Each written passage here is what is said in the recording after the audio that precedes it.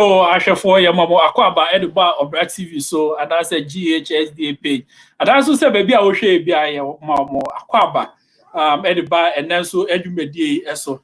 Now last week you know we started a topic be for real estate to home. You share different forms of real estate, you share nyoma hodua ekomu and nyoma ekeka ho. Na say you can real estate ho asemi de. And then there's a system background that man represents sa.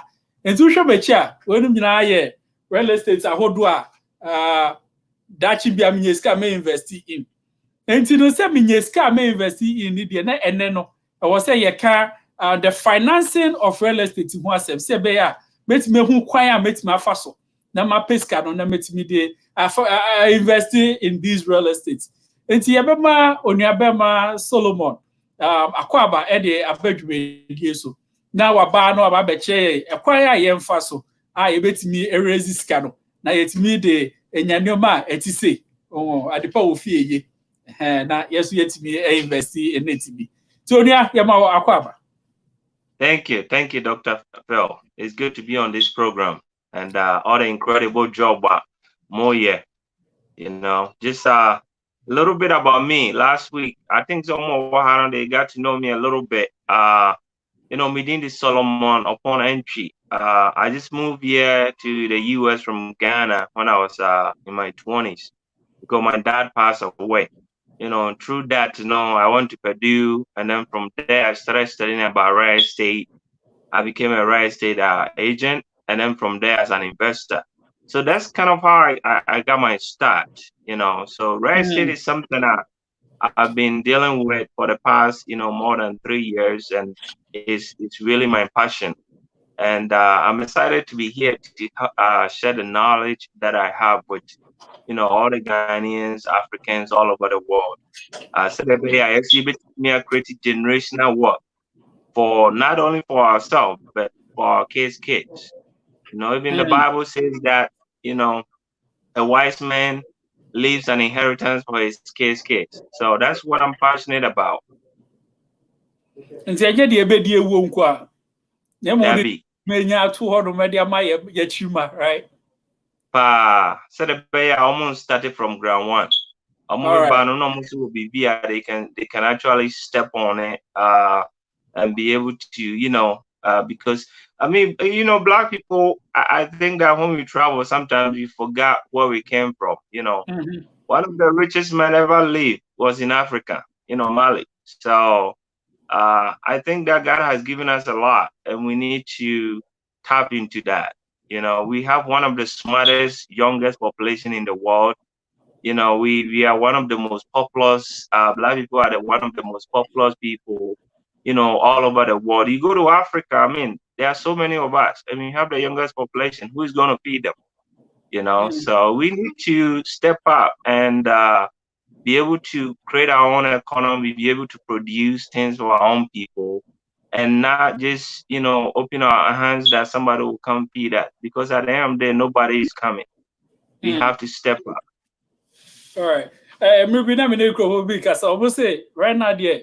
First part the missionaries never no ma Kenya me same year, you know. She said maybe so we are the mission. Those of us in the diaspora no should be the sponsors. All right. So with that being said, you know, you care about real estate, you care about how to invest in it, you care about the viability of that industry. You know, we'll talk about real estate. But in all of these comes down to the money. So what are financing options for real estate? So the options for financing, is so broad, you know. But I'm just going to kind of go in, you know, step by step what I have here. So basically, you know, to be able to get into real estate, you know, I think we talked a little bit about it last week. You know, the first thing, you know, I want you to write this down. You don't get what you want in life, you get what you deserve in life. You don't get what you want in life, you get what you deserve in life, right? What do I mean? So you want to get into real estate. You know, there's so much money out there, but people are not just going to give you money unless you have some kind of personal development or personal skills, especially finance knowledge. You know, so to be able to, before you type into finances, I want you to take the importance of personal development very importantly. You have to develop yourself. You know, secret to separating yourself from the pack is, you know, learning financial skills in the real estate, you know, developing yourself mentally, because you're going to come through a lot. You're going to face so many challenges. But can you withstand it, or you're going to be like, okay, hey, maybe I may try, I need you so much.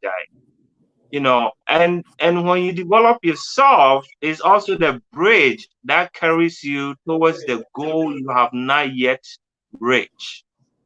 When you develop yourself, write it down, is the bridge that carries you towards the goal you have not reached. You see, to be successful, focus on personal growth.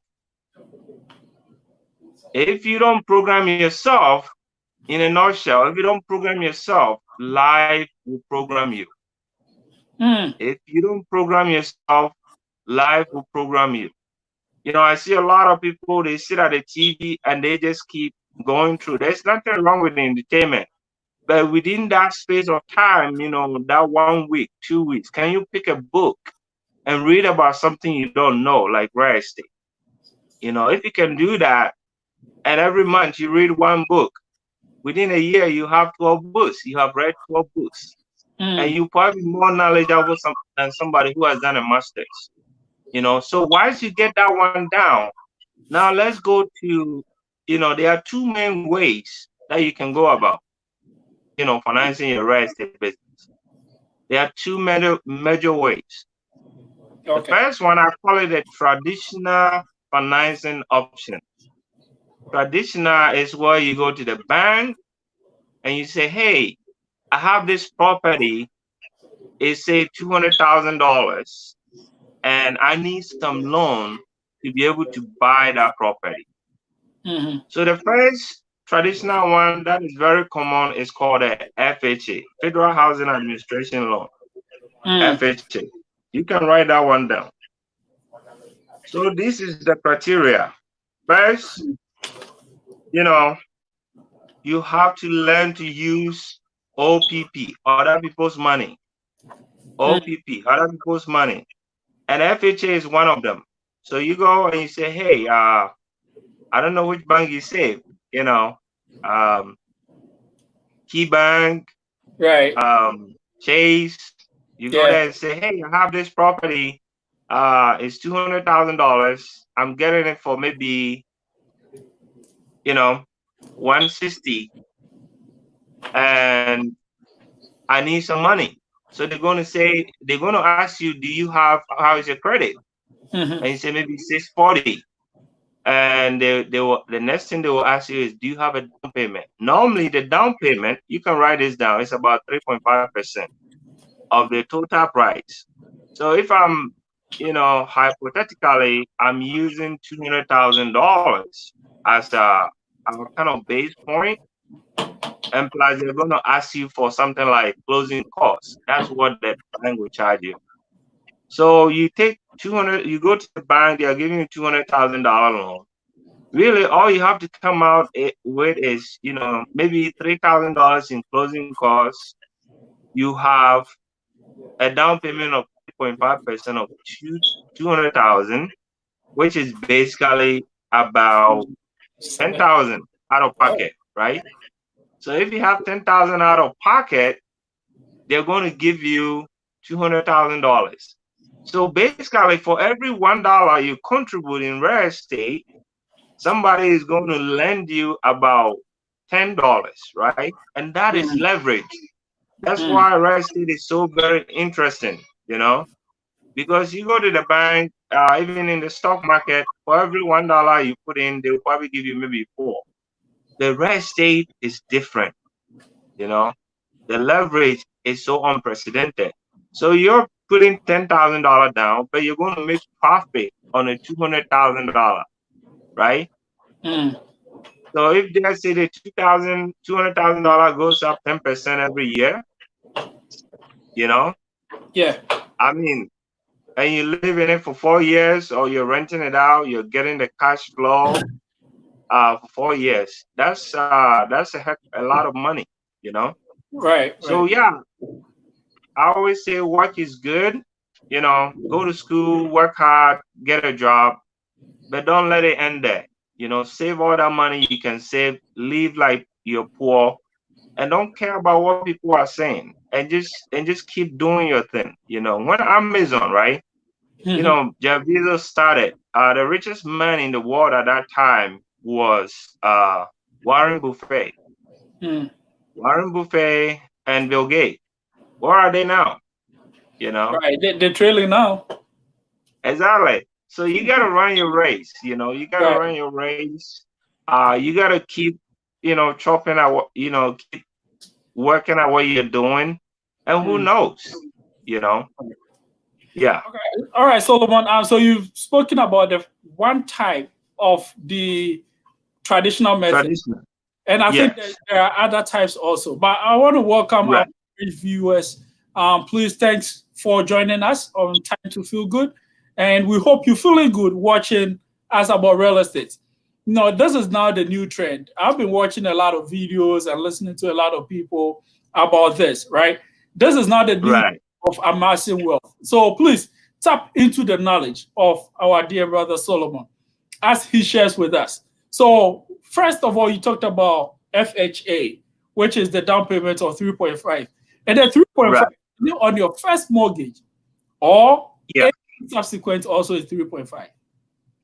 So the 3.5, I'm using a strategy of, let's say you're out of school, you don't have your mom here, right? Mhm.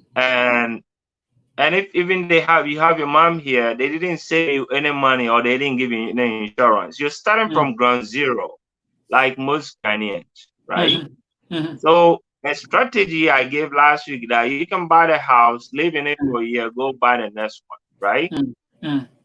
If you're not doing that, then you're going to have to put a little bit more down, about 10-20%. And that's a lot. A lot of people cannot. So I kind of give you, the easy route that anybody can do it. So 3.5%, live in it for 1 year, go to the next house, buy another one, live in it one another year, go to the next one. And you So can hold get on. up to 10 loans. Before you leave for the next one, are you selling the old one or you renting the old one? You rent it out. Okay, then this is my question. The second, Yeah. what is the interest rate for the second one? Is that So also the, sec- 5 or that is higher? so the second one is also going to be 3.5%. Um, you Oh, know, and you're just going to say you're going to use it as your primary home, and then you're going to rent the first one. So it's a strategy that oh. is legal, you know. Hold on. This is interesting Yeah, because I didn't know that part. And I thought I knew a lot about real estate. So you told them the old one is going to be the rental a renter, and the and the new new one is one going is to be going to be your primary. primary home. Yeah, because Oh, you see, a lot of these gurus, they're not going to tell you. They're just going to give you the fluff, because they want you to come pay money to them, and then they will charge you, 30,000, and they don't teach you anything. But here, we are Christians. We got to be honest with each other, you know. So okay. that is one way you can go about it, you know. Okay. So when you're going So for you the third one also, that becomes your right, primary. And then there's primary home, and then rent it out. so your new one always becomes your primary, and then you're making the you doing the 3.5%. Yeah, exactly. It's Okay. legal, it's legal. Okay. You can, All right. yeah, yeah. Okay. So So that is the FHA. And I think we also have other forms of financing, the conventional loan, the rural yes, loans, right? so we have the conventional loan, we have the Mm-hmm. USDA loan, Mm-hmm. It- the conventional and the FHA, they are very close. The difference is sometimes you can do the PMI? The FHA and the USDA loan is very similar, One is for rural, let's say you live in the village, like we call it in Africa, they'll give you the USDA loan. It has to be like maybe 45 minutes from the city limit. And you can do it zero down. You don't even have to put anything down and they will finance you. Yeah. So then there's a conventional loan. The conventional loan is a private loan, right? So the only thing is, you can put like 3% to like 20% down or more. I always tell people that, just put the minimum that you can. Don't worry about it. If you don't have $20,000 and you have 10,000, just put it down. Get your first home. Figure out how the process goes. And then, just buy in a good neighborhood, a place that you want to live. If you buy in a neighborhood that, gun is blazing, obviously nobody want to live there, and then you can rent it out, No, the gun is there alone.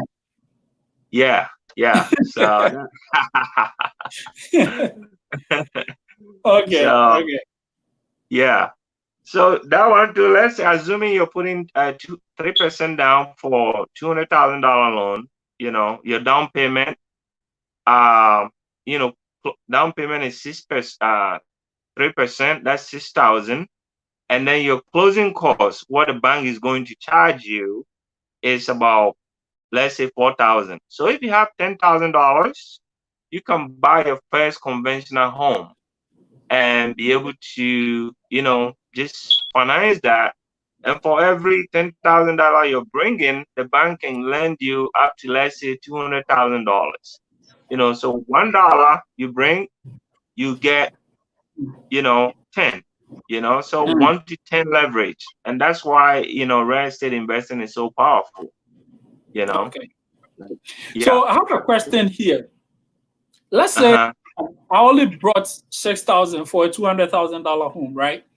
And then in about 5 years' time, value of the property has moved from 200,000 to maybe 300,000, right? Yeah. So there's that 100,000 equity. Now I've also paid for the 5 years. So now let's say the value has come down to 180, right? 180. The 120,000 difference between the 180 of the loan value and then the property value, the current property value of 300,000. That 120 difference, who is it for? Is it mine or is it for the bank? So when you buy the house, whatever you buy for, everything that comes on it is yours. Hi. Yeah. Okay, because some people were thinking, I was having this conversation with someone, they were like, no, they still have the loan, so they still have the equity, or you split. Yeah, you have the equity. Yeah. So you have the equity. Yes, you have the equity. It's not for the bank. The only time you lose the equity is when you foreclose on the house. But if you look at, there's a secret that a lot of people don't know. McDonald's, right? McDonald's was created by using equity from his home, So let's say we're talking about real estate right now. You decide that, hey, you want to open a business in Ghana. You go to the bank, they're not going to give you a loan, but you can take the equity out of your house and just go back, build that business in Ghana, And in most places, they will give you up to 70% of your equity. So those are some of the strategies, man, that you have, So, I mean, that's why I said you have to develop yourself. Personal development is key. And once you do that, you're comfortable in your own skin. You have the set of skills. Now, when you're going, you know why you're doing it. So the challenges that will come along the way, it's not going to scare you. You're just going to keep going. All right. So we're talking about the first kind, the traditional one. The first kind. If you have any questions, please go ahead and send it in so that we can have it answered before the end of the show. So now, Solomon, take us to the second type. If there's traditional, then I guess there's non-traditional. Yeah, so the non-traditional, I call it credit financing. So I call it credit financing because it takes a little bit of creativity on your part. The first one that you can use is called seller financing. Seller financing is where you go, somebody is selling their house, but you don't have money, right? You don't have the money, you don't have the credit, and then you tell them that, hey, I want to buy your house. Can you finance the house for me? And they will say, yeah, I can do it. All I need is I need maybe 10% down, and then we will we will sit down and structure something that every month you're going to pay maybe 1,500, right? That's where your personal development comes in. And then you sit down and say, okay, how much can I rent this place for? If he's giving it to you 1,500 and you can rent it for like 2,500, let's say you live in New York, you know, that you're going to have some money at the end of the, month. So that's a good deal. You can go ahead and buy it. And with seller financing, there's no limit to how much you can buy. A lot of people use that to create, real estate portfolios every day, all across the nation, So that's credit financing. Another one that you can also do, which I know Ghana, people that grew up in Ghana, we have something called susu, right? Where we all put money together and then we do something big, right, with it. So here, what I found out was the Indians are doing it. People from Nigeria, Americans. So all the big buildings you see, Trump Tower and stuff like that, they are using what we call a strategy called susu. A lot of people come together and they bring money and they buy a big building. As you know, real estate is a team sport, right? Not just one person know everything. So let's say we're going to do a development, right? Or buy a big real estate. Maybe you have the guy who knows the ins and out of real estate. You have another guy who can raise money, right? And you have another guy, who is very good at math and be able to do the math aspect and say that, okay, if we buy it at this price, this is how much we will make every year or every month. So those are like big deals, right? So, and that's where the money is, So if you go buy a whole strip mall, everybody brings $10,000 and you have 10 people. That is enough to be able to put a down payment and we have a strip mall. You don't worry about, like, I know that, I don't know what happened, but when we come here, sometimes you're trained to fear each other. Those things, if you want to create wealth, you have to put it out of the door. Because, it takes two people, it takes two or more, it takes a village to be able to do something great, to be able to do something amazing. So that one, where you raise money from friends, from family, considering that people that are coming into the team are not just bringing money, but they can bring different set of skill. That's what the real money is. That's what the real money, so, and I call that also credit financing, so we can do that too. And all we need is a down payment. Let's say you have a $2 million strip mall, right? And everybody is going to bring, I'm bringing 10,000, you're bringing 10,000, Dr. Quason, all those people on the line say, hey, I want to chip in. And basically the way we structure that is we have a lawyer and the lawyer structure the deal and say, based on how much you're bringing, this is how much you own in the business, right? And then we have, somebody who is knowledgeable, knows the business. You don't even have to run it. We'll be doing the day-to-day running. And then, of course, every month, you're going to see the statement, how much everything is making. So that is the cream of, everything, man. That's where the radio is. With that formula or with that approach, yeah, credit are they going to run for the property? So it's going to be all of us because we are all going to own it. So we are all going to own it. Yeah. It can be all of. If your credit is bad. Yeah. So if your credit is bad, what we can do is we can just give you the equity without having to run your credit. You know? Oh, okay. Yeah, but if you want them to run your credit too, we can do that. Okay. Yeah, Okay. we So can do that. 10 people, they'll run the credit for the 10 people, and then they Yeah, use that to determine how much loan that you can get, and then you bring yeah, the out of pocket also, and then you go by. yeah. Or it can be one or two people that they'll run the credit. But at the Mm. end of the day, you have to have a lawyer. You should never ever do anything real estate in America that you have maybe 2 or 3 people involved that you don't have a lawyer, kind of overseeing things. Okay. It's just for protection purpose. Yeah, right, yeah, right. Right. Yeah. And that also So gets, reduces the doubt and all of that in the minds of people as to, okay. exactly, exactly. All right. Yeah. Then the next question is, if I live in Ohio, right? Can I buy Ohio. Yeah. in Texas? Uh-huh. Right. No, that's the question. If Yes. I live in Ohio, can I buy properties in Texas? Yes, you can buy property all over US, you know. So if you live in Ohio and you say, "Hey, Solomon, I've seen that Texas market is booming," which it is, Dallas for what? We are getting about 300 influx of people every year. Um, there are excess jobs, people are moving here, so rent is going up. So if you want to I think buy, I'll be just call moving there me. soon. Yeah, you just call me and say, "Hey, Solomon, I heard you're a real estate agent. I want to buy a property. Maybe 3, 4 bedrooms. I don't want anything more than $200,000, and I will go to work, find you the property that will make you money. So we can do that. And depending on what you want to buy, if not just even in Texas, you can always call me for my advice.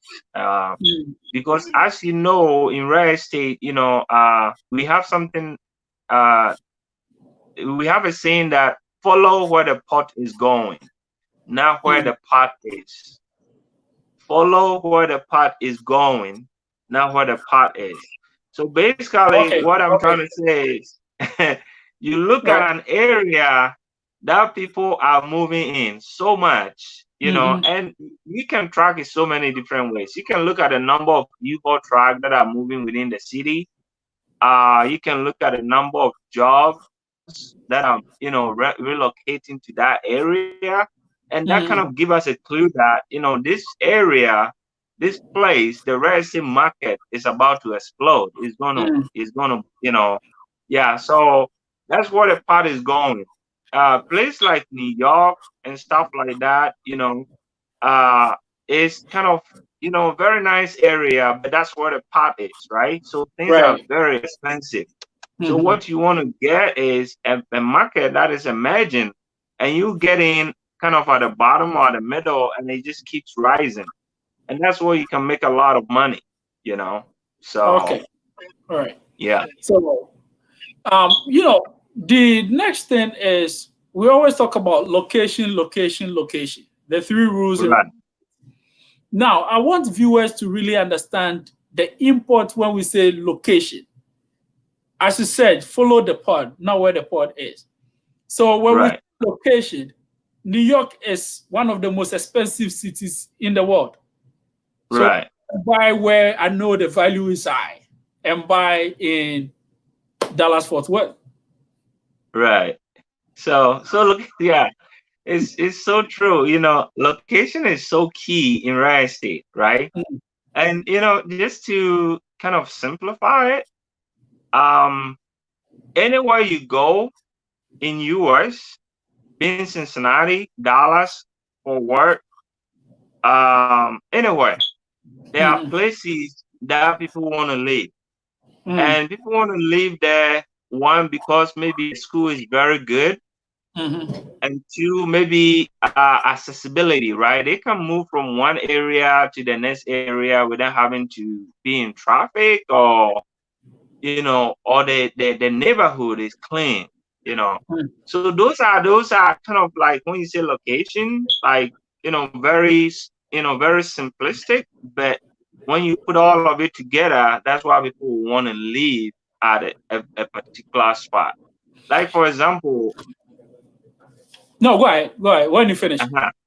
Yeah. So, for example, where you live in Cincinnati, right? Mm-hmm. Why did you live there? Why do you live there? That's the first question you ask yourself. Maybe the neighborhood is safe, the school is good, it's good for your kids or nephews. So when you're buying, that's kind of the same analogy you have to ask yourself. Are you buying a property because the area is people want to live there, or are you buying the property because you're just buying it and you don't know what you're doing? And I'm not saying that if it's a bad neighborhood, you can make money. Actually, you can More get some money. great deals. Yeah. Yeah, that will cash flow, give you a lot of money. But it all depends on your goals, and you want to deal with the headache of that something that you can control. Especially when you're selling, that's where the hardest part comes. But in terms of cash flow, you make a lot of money. I know people who buy like $60,000 house in not so good area, and every month maybe they are making $600 because there isn't enough properties over there. But when you're $600 selling, net profit, right? so that would be the cash flow every time. When you take your expenses and everything out, whatever is left, maybe 600. Oh, wow. So That's good. yeah, that's good. But when you're selling, the problem is it will be hard to sell. That's the only problem. Yeah. Oh, okay. So I don't know if that answers your question. Yes, it sure does. And somebody also puts it this way: when you're buying a real estate, what you're buying is neighbors, accessibility, quality schools, maintenance of your car. Because if you live in a very bad neighborhood where the roads are very bad, then of course you always been in the mechanic shop. So these are all the things that you are buying, and hence you have to consider where you live, right?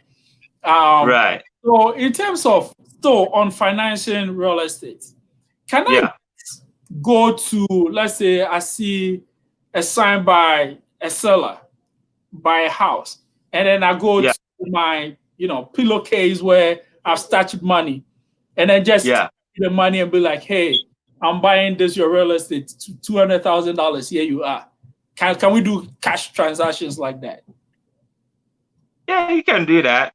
You can definitely do that, but I wouldn't before you do any real estate deals. That's why I said that real estate is a team sport. Like I used to play soccer in Ghana. I know you did too. You have the goalkeeper. You have 11 people on the team. So real estate too. Before if even you have the money, I wouldn't advise you to take the money and give it to the seller, because this is what happened. Maybe the seller has a loan on the house. You don't know that. So what you do is, and this one, a lot of people will not tell you, what you do is, hire a real estate agent. If you cannot, and it's not somebody you can trust, go to what we call title company.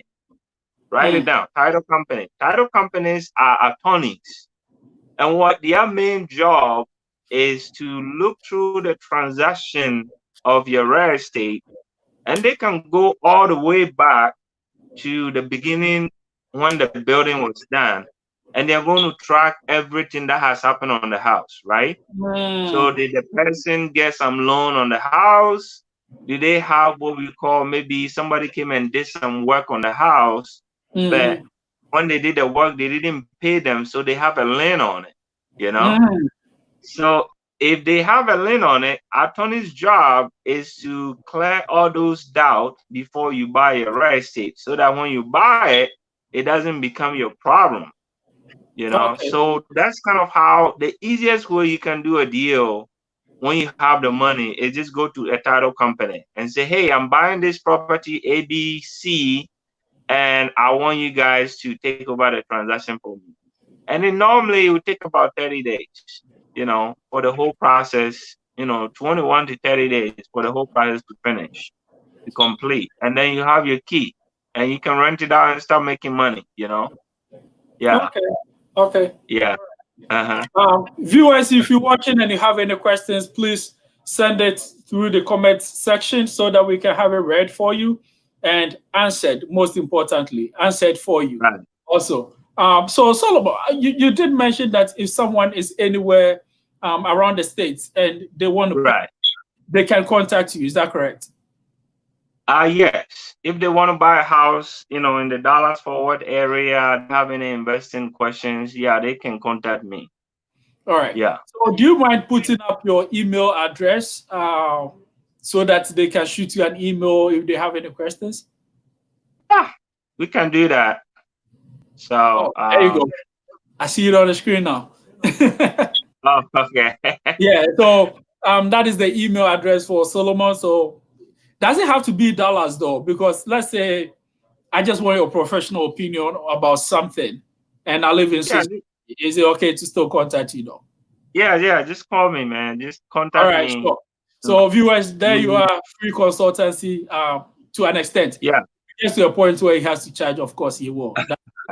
But No, I'm you're giving good. you access to a professional real estate agent and investor so that you can contact with any questions that you have. Yeah, you're good. I mean, it's all about, for me, it's all about bringing a community together. I think that as time goes on, we've forgotten, with everything going on, we have forgotten that we are one people. And sometimes, we tend to fear each other, but really, it shouldn't be like that. We need to, hold everybody's hand and grow together. And if we can all do that, I think that narrative, which is what you're doing, will change. Exactly. And yeah, so that's what I'm all about. All right, that's good. That's good.